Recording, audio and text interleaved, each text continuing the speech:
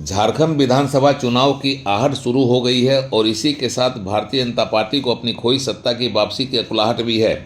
इसी अकुलाहट में भारतीय जनता पार्टी ने अपनी पूरी शक्ति झोंक दी है और उसका एक ही मिशन है, झारखंड में सरकार बनाना, हर हाल में 5 साल पहले खोई हुई सत्ता की वापसी।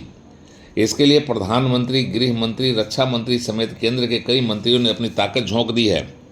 इसके अलावा केंद्रीय मंत्री शिवराज सिंह चौहान तथा असम के मुख्यमंत्री हेमंतवा बिस्वा शर्मा को विशेष टास्क देकर झारखंड में तैनात कर दिया गया है। परिवर्तन रैली के जरिए भाजपा अपने फायर ब्रांड नेताओं को झारखंड में झोंकने में कोई कसर नहीं छोड़ रही। इसी क्रम में बोकारो आए केंद्रीय मंत्री शिवराज सिंह चौहान ने गीता का श्लोक सुनाया, हेमंत सरकार को अत्याचारी बताया और उसे उखाड़ने का ऐलान किया, आह्वान किया। झारखंड की तस्वीर भी बदलेंगे और यहाँ की जनता की तकदीर भी बदल के दिखाएंगे। झारखंड में आज अन्याय की अति है, जुल्म की पराकाष्ठा है, चारों तरफ हाहाकार मचा हुआ है। और भगवान श्री कृष्ण ने कहा था गीता में, यदा यदा ही धर्मस्य ग्लानिर्भवति भारत अभ्युत्थानम धर्मस्य तदात्मानं सृजाम्यहम् परित्राणाय साधूनां विनाशाय च दुष्कृतां धर्म संस्थापनार्थाय संभवामि युगे युगे। उन्होंने कहा था जब जब धर्म की हानि होगी, अधर्म बढ़ेगा, पाप बढ़ेगा, अन्याय बढ़ेगा, तब तब धर्म की रक्षा के लिए, अधर्म के नाश के लिए, सज्जनों के उद्धार के लिए और दुष्टों के संहार के लिए मैं बार बार आऊंगा, मैं बार बार आऊंगा। आज वही गीता के वचन आप सबसे यही आह्वान कर रहे हैं कि एक अत्याचारी सरकार, एक अन्याय करने वाली सरकार, उसको उखाड़ के फेंक दो बहनों और भाइयों, उसको। राज्य की हेमंत सोरेन सरकार पर बरसने में शिवराज सिंह चौहान ने कोई कसर नहीं छोड़ी। उन्होंने रोटी बेटी माटी का राग छेड़ा, घुसपैठिए का खतरा बताया और लगे हाथ सरकार बनने पर 3 महीने में हवाई अड्डा चालू करने, विस्थापितों की समस्या का मुकम्मल समाधान का खुलेआम ऐलान किया।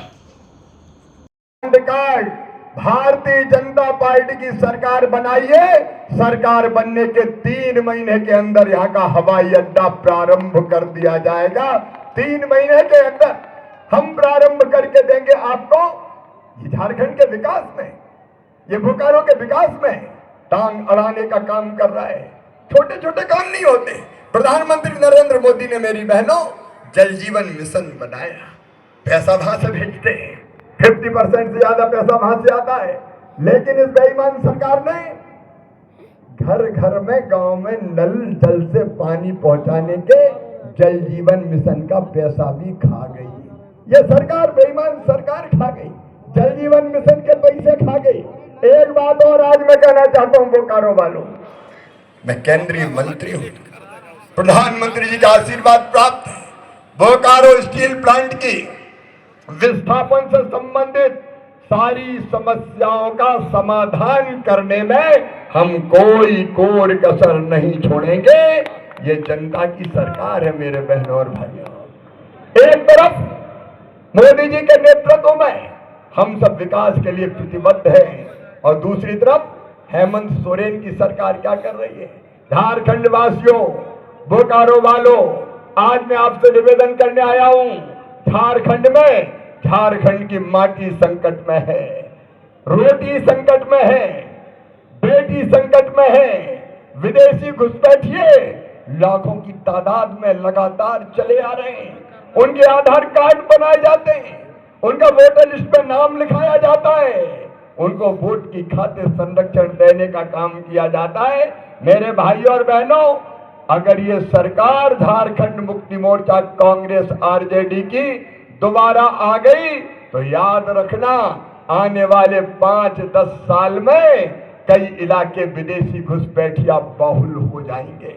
हमको अपने देश के नागरिक, किसी जाति को, किसी धर्म के हो, उनसे कोई आपत्ति नहीं है, वो सब भारत मां के लाल है। लेकिन मैं तुमसे पूछना चाहता हूं, बताओ बोकारो वालों, क्या विदेशियों को अपनी धरती पर कब्जा करने देना चाहिए? जोर से बोल के बताइए, कब्जा करना देना चाहिए क्या? और इसलिए मैं कह रहा हूं, बचा लो इस माटी को, बचाओ इस माटी को। हमारे संसाधनों पर कब्जा किया जा रहा है। बेटी के मामले में मेरी बहनों, क्या तुम्हें गुस्सा नहीं आता?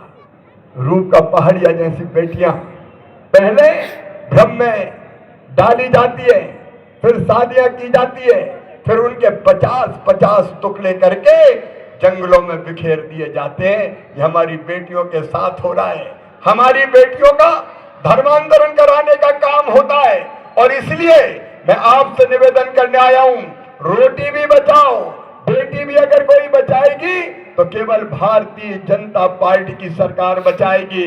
मैं आपको भारतीय जनता पार्टी की ओर से ये वचन देता हूं कि भारतीय जनता पार्टी की सरकार आई तो एक एक विदेशी घुसपैठियों को चुन चुन के बाहर निकाल दिया जाएगा।